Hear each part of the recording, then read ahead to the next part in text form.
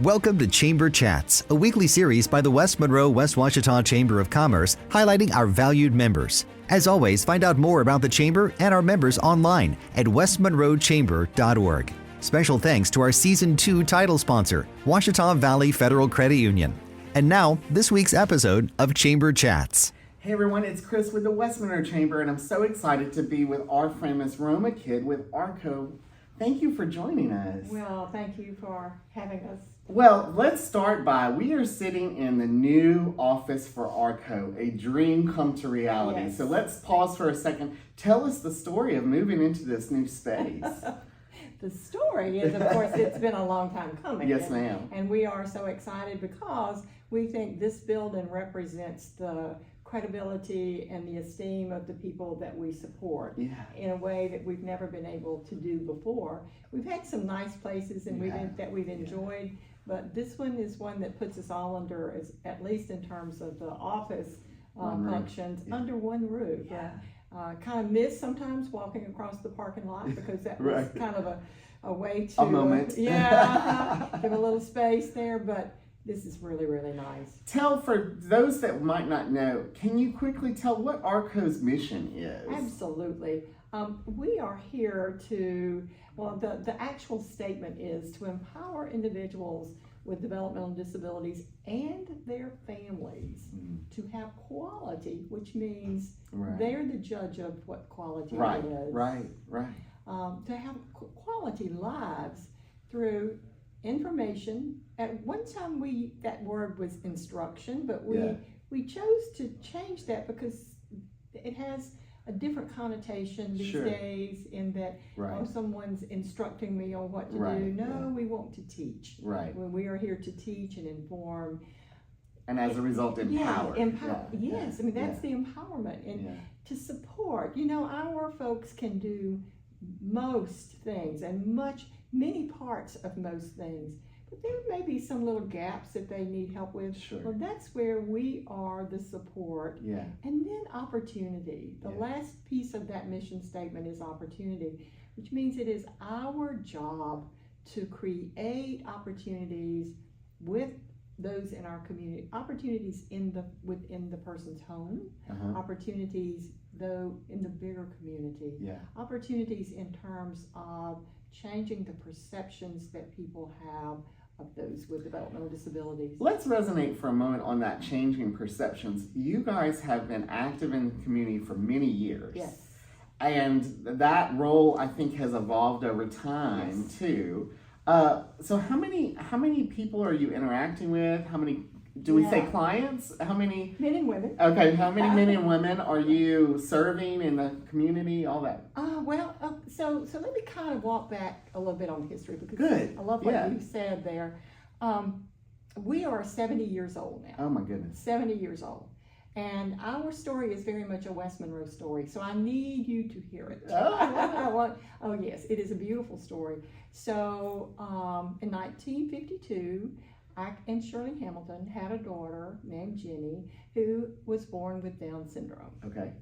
And Ike is very well known in West Monroe, and everyone knows his story, that he was gored very badly by a bull when he was acting as working as a rodeo clown down in Florida. Right. And his whole hip was just busted. His leg was busted up, and he was put on a cattle cart and a train and brought back to West Monroe to be treated.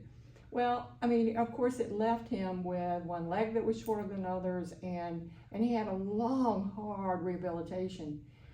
The thing about Ike was nothing deterred him. Right. He did not give up. No, it was not an answer. Not at all. And so when Jenny was born, and the doctor literally said to the Hamiltons, take her to Pinecrest, the state's institution. Right.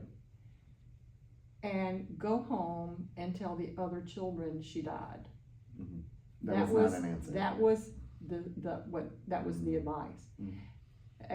Saying it to the wrong people. Just saying it to the wrong people. And there was this period of time, according to Sarah, the Hamilton's daughter, where it was a very difficult thing to accept. Well, any sort of disability for anybody is a difficult thing to accept, and a period of acceptance, working through it, is required for any obstacle in life for anybody. But they then, 2 years later, invited 2 other families to their home, and in their living room, these 3 sets of parents of children with Down syndrome started ARCO. And that was 70 years ago. If they could see us today, this is beyond their best dream. But here's the cool thing about it, is what they did in those days was beyond the dream of that day. Sure.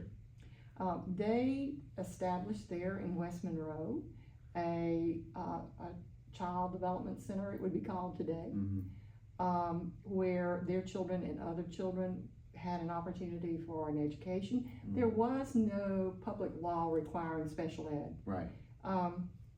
They garnered many other families, and very shortly organized. They and became a formal organization. They were incorporated, actually. They became an ARC in just 2 or 3 years later, and then they incorporated, and it was Shirley who did the work of incorporation. And Sarah talked about her mom putting on her business suit and her gloves and whatever, and going out to meet with the lawyers, meet with the bankers. They were able to get some. That was pretty daring at the time. It was awesome. Too. It was awesome. It was awesome. I have a picture in my office of Shirley with Paul Harvey. Oh my goodness. Yes, I mean they made impact. They did. Yeah. They did, and so they did some remarkable things. This little group of primarily families, a few professionals along the way, but they got the first little money from the state through what was then the Department of Hospitals. But they went out and they found an old barracks that was no longer used out at the airport, and established what became the CP. It was called the Cerebral Palsy School. Okay. And it was for children with physical. Already expanding their scope. But they also went to the police jury and said, you know that TB hospital out there that is no longer used? We want it. Because our children who need out-of-home placement can only now go to Alexandria or Pineville, to Pinecrest. Right. That's too far. We don't want that. Yes. So they made that change. The police jury said, sure. They went also to the airport and found another barracks and worked with the Louisiana Rehab, what we know today as the Workforce Commission, to establish what was then the sheltered workshop. So they just did, and here, I mean, these were not powerful people. Yeah. They were. Yes. In the right way. Yeah. But they weren't people who would have set out their lives to do these remarkable things had they not been advocating for their sons and daughters. So 70 years later. 70 years later, here we are. Here we are. So what brings you and your staff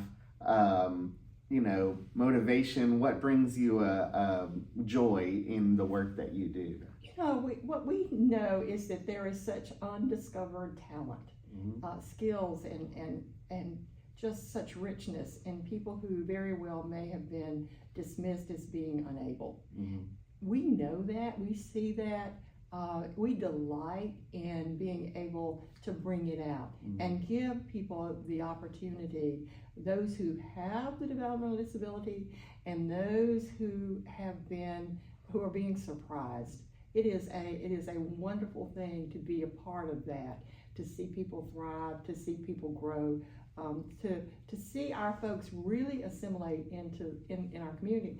And I want to go ahead right here and say that the West Monroe Chamber has been huge in that. Your ability to call on them to help with events gives them a showcase, gives the Ouachita Parish an opportunity to meet people in a non-threatening environment. Everybody Change perception. Yes, everybody is comfortable. Everybody has a role, and it is not a made-up role. It's a real thing. True that is the ultimate that we strive for. You just mentioned something about getting involved. If I was a business person looking for some help, how would I reach out to ARCO and interact with y'all to try to find a bridge? Oh, it would be very, very easy. It's simply calling here, asking for Deidre Adair, who handles all of our day, all of our day services, and have that conversation. We love those opportunities. Having our folks engage with a business to do job sampling helps us to understand what their specific skills are and be able to match them up for jobs. Something longer. Yes. You know, when we are looking for jobs for people, we're not interested in what may be posted on, you know, that's not us. Right. What we are what we understand is that as an individual, this person is really good at these specific things. And then we think about that and how that would be applied in a business. And okay, so now let's go carve out or customize a job around those skills. Where we have people working in that way, the employers have nothing but great things to say. Because oftentimes it's those things that would be falling through the cracks that somebody else may not really want to do. Or, and you know, we often think of our folks as being good with janitorial or fast food. That's not it. That is not what we're talking about. There's a world of other possibilities. Yes, absolutely, absolutely. One person that I'd worked with several years ago to talk about, you know, employment. He said, well, let me think about it and I'll get back to you, because he had been involved in such a program in another state. And so he called back and he said, I now have these things. Do you have a person who can do these particular things? And it was like, I need help.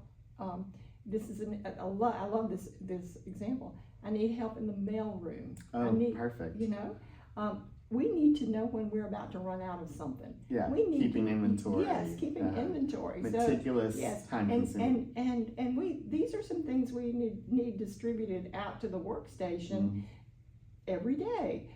Do you have someone who can do that?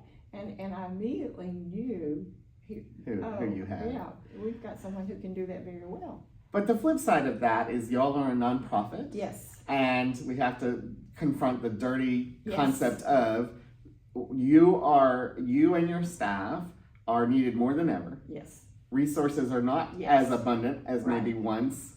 And so how would maybe somebody, a corporation or maybe an individual doesn't have a capacity for a job placement, but they want to help ARCO? How are other ways that we can help ARCO? Well, absolutely through financial assistance. Sure. Our government funding is Medicaid funding, which is the payer of last resort, which means that it doesn't cover the cost. Sure. That is just the reality of Absolutely. it. And so we have been blessed in this community over the years. We exist today because of the goodwill of the people of this community, and through their donations and grants and gifts and so forth. I mean, it can be monetary. It can also be gifts in kind. There are things that we need that people can help with. Those are things. We need volunteers. There are things that if we could just have time to do this or that. We could do so much better if we had. So it's not just money, it's engagement, and it's just talking and looking for opportunities for partnerships. It is. And one of the greatest partnerships that we can have are those personal interactions that people are willing to do and want to get involved in with the folks that we serve. Sure. So, Ms. Roma, you've been with ARCO for quite some time. What do you visualize the next chapter? You're in this new space. What's the next chapter of ARCO? Well, it's pretty exciting where we are now. We're really seeing things from, as far as adults. Now, during COVID, we had to give up our early intervention program that we'd had over 30 years, but you couldn't go into homes at that time, and so we made a very painful decision. So our focus is on adults, and what we are seeing now, we see people who have been with us for decades, who are going through, or in that period of their life where age is taking over, illness, health issues, etc. Well, we want them to be able to age in place. So here are people that we love, they're our family, and we need to support them. At the same time, here are these young people who are just raring to go, raring to be a part of this community, and it is so exciting because we do have opportunities for them that we've never had for others that came before them. Community service opportunities, employment opportunities, just living life and having a good time. So that's where we see, that's where we know we're going. We also see great opportunities with our folks at ULM, and being able to cooperate there and to do some pretty fantastic things with that. So you know, I only see people having more independence with the not too much support, just the right amount of support. A balance. That they, a good balance of support and independence. That's what I see. How exciting to reflect on the history and to see such a bright future for your organization. Well, thank you so much for what you do, but also on behalf of the Chamber, thank you for the mission that you're serving our community. It really is extraordinary. So thank you today for joining us on this episode of Chamber Chats. We're so excited. We'll post information on how you can get involved with ARCO in the comments below. Join us next time on our next episode.